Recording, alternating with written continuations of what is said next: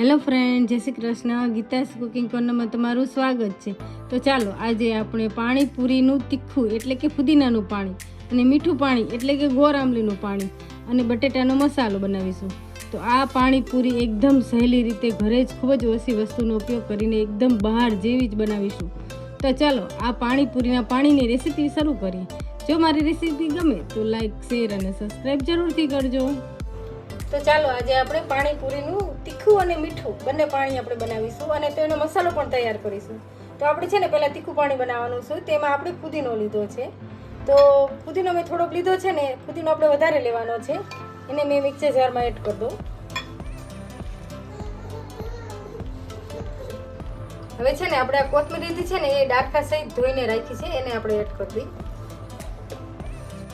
હવે છે ને આ લીલા મરચાં લીધા છે, એને આપણે 2 મરચાં લીધા છે એને આપણે એડ કરી દઈએ. અને આદુના ટુકડા છે નાના નાના 3, એને આપણે એડ કરી દઈએ. અને અડધી ચમચી આપણે શેકેલા જીરાનો પાવડર છે અચકચરો, એને આપણે એડ કરી દઈએ. અને અડધી ચમચી આપણે સંચર એડ કરશું, આપણે મીઠું પણ એડ કરવાનું છે એટલે.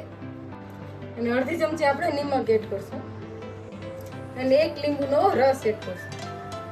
અને આપણે અત્યારે અડધો ગ્લાસ જેટલું થોડું પાણી એડ કરીને મિક્સર જારમાં પીસી લઈશું. તો આપણે એકદમ તીખું સરસ પાણી ફુદીનાનું તૈયાર થઈ ગયું છે. તો પહેલાં મેં અડધો ગ્લાસ જ પાણી એડ કર્યું હતું, પછી પાછું મેં 1 ગ્લાસ પાણી એડ કરીને એકદમ ઝીણું પીસી લીધું છે. તો આ પાણીને આપણે છે ને ગાળી લઈશું.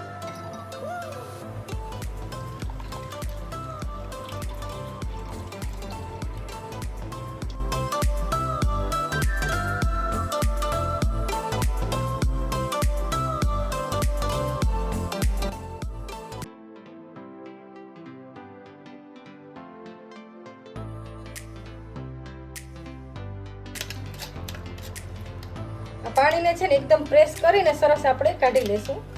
અને આ જે ક્રશ નીકળ્યો છે ને એને આપણે રાખી દઈશું. તો એ આગળ ઉપયોગમાં લઈશું આપણે. તો આ મેં છે ને બાઉલમાં રાખી દીધું છે.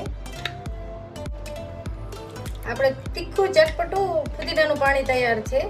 તો આ ફુદીનાના પાણીમાં આપણે છે ને ખારી બુંદી છે ને એ એડ કરશું થોડી.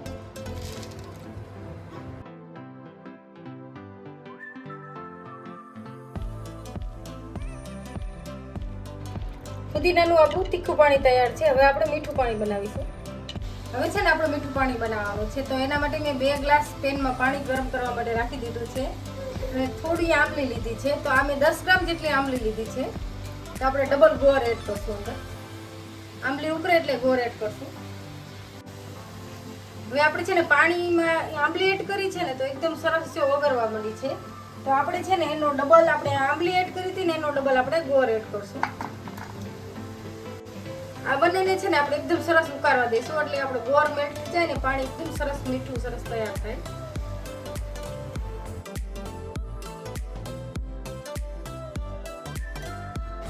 આપણે ગોળ આંબલી એકદમ સરસ મેલ્ટ થઈ ગયા છે. તો આપણે થોડા મસાલા કરી દઈએ. આપણે અડધી ચમચી નિમક, થોડું આપણે સંચર એડ કરશું અને આખી ચમચી આપણે લાલ મરચું એડ કરશું. કાશ્મીરી લાલ મરચું છે. અને અડધી ચમચી ધાણા જીરું પાવડર અને થોડી આપણે હિંગ એડ કરીશું.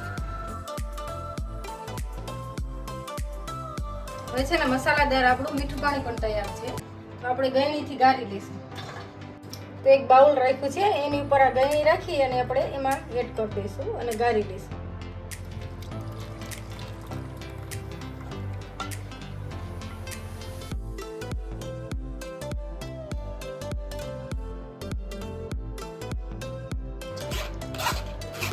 આ રીતે આપણે ચમચીથી પ્રેસ કરી અને બધો પલ્પને ગાળી લઈશું.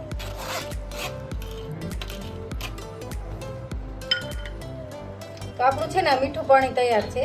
તો આ પાણી છે ને થોડું ઘાટું છે. આ પાણીને છે ને આપણે પાણીપુરી માટે ઉપયોગમાં લઈશું એટલે થોડું નોર્મલ પાણી એડ કરશું.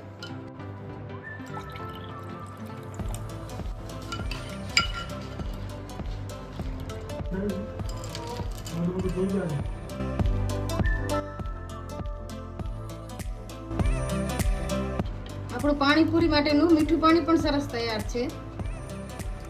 આપણે પાણીપુરીનું તીખું મીઠું પાણી તૈયાર છે. તો હવે આપણે છે ને બટેટાનો અને ચણાનો મસાલો બનાવી લઈએ. તો મેં છે ને લાલ ચણા લીધા હતા, તો પલાળી અને સરસ બાફીને રાખ્યા છે. એકદમ સરસ આપણે બફાઈ જાય એવા બાફા છે મેં. જો હવે છે ને આને આપણે એડ કરી દઈએ બાઉલમાં. અને 6 નંગ છે ને બટેટા બાફેલા છે, તો એને છે ને આપણે હાથથી આવી રીતે પ્રેસ કરી અને એડ કરતા જશું.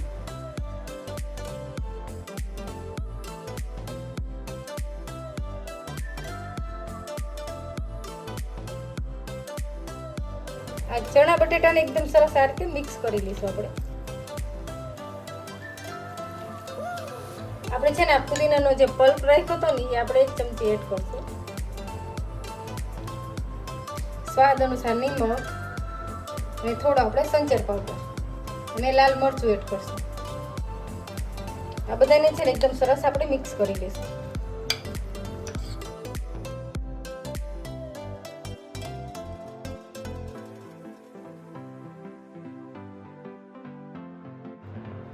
પૂરીમાં ભરવા લાયક ટેસ્ટીફુલ મસાલો પણ તૈયાર છે આપણો. જો આ સ્ટેજ ઉપર તમને નિમક કે કંઈ ઓછું લાગે તો તમે એડ કરી શકો. આપણું તીખું પાણી, મીઠું પાણી અને મસાલો અને પૂરી બધું એકદમ સરસ તૈયાર છે. તો આપણે જે તીખું પાણી હોય છે ને એકદમ ચિલ્ડ અને ઠંડુ હોય છે, તો એના માટે આપણે થોડો બરફ એડ કરશું.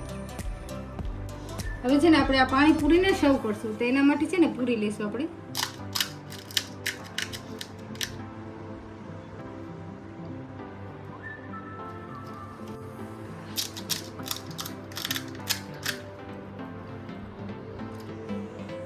હવે છે બંને પૂરીમાં આપણે મસાલો એડ કરી દઈએ.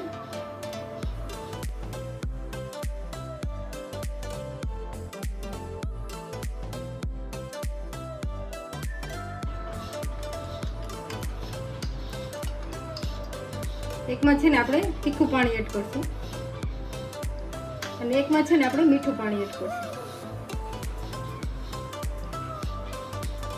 આપણે છે ને એકદમ સરસ ટેસ્ટીફુલ પાણી બનાવ્યું છે અને મસાલો પણ તૈયાર કર્યો છે. તો આ પાણીપુરી એકદમ સરસ તૈયાર થઈ છે. જો મારી આ પાણીપુરીની રેસીપી ગમે તો લાઈક, શેર અને સબસ્ક્રાઈબ જરૂરથી કરજો અને મને કોમેન્ટ કરીને કહેજો કે મારી આ પાણીપુરીની રેસીપી તમને કેવી લાગી. Thank you.